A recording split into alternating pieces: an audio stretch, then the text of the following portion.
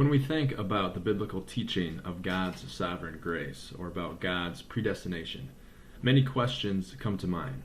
One of which is, if God has chosen some and not others, what's the point of me trying to live a certain way if everything has been predetermined? Well, Calvin asks the same question in his Institutes when he says, "For who can hear, they say, that either life or death has been appointed for him by God's eternal and unchangeable decree, without thinking immediately that it makes no difference how he conducts himself, since God's predestination can neither be hindered nor advanced by his effort." So he is reinforcing that question. If God's predestination stands, if his election before the creation of the world is for sure, then why does it matter what I do, since my effort cannot change God's will? Well, Calvin seeks to answer this question by saying this. He gives us the right attitude to approach predestination and also the right motivation that comes out of it. He writes, "But Scripture, while it requires us to consider this great mystery with so much more reverence and piety, both instructs the godly to a far different attitude. Its intent is that, humbled and cast down, we may learn to tremble at his judgment and esteem his mercy. It is at this mark that believers aim.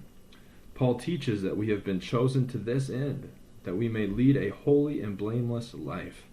If election has its goal holiness of life, it ought rather to arouse and goad us eagerly to set our mind upon it than to serve as a pretext for doing nothing.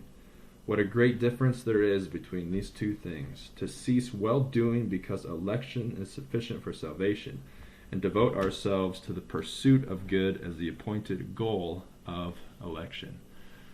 John Calvin is saying that in response to this sovereign grace, we are called to be holy, and we should be motivated to be holy when we tremble at God's presence and consider his love for choosing us by name before the creation of the world.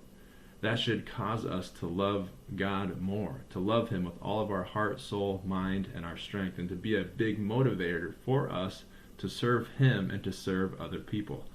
And John Calvin is getting this teaching of living a holy life from Ephesians 1, which says, "For he chose us in him before the creation of the world to be holy and blameless in his sight. In love he predestined us for adoption to sonship through Jesus Christ in accordance with his pleasure and will."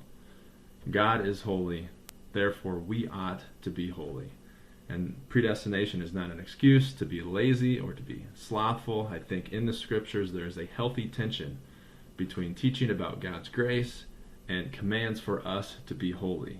And as Reformed Christians, we ought to live in that tension, thankful to God, respecting his sovereign decree, but also doing as much as we can to exalt Christ and to point others to a lifelong relationship with him.